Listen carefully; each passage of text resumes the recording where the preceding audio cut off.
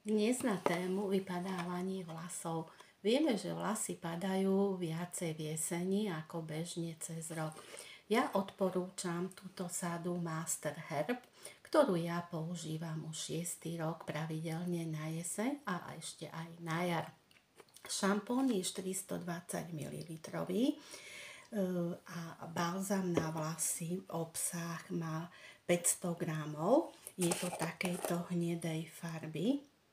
A používam ja balzam aj priamo na pokožku vlasov.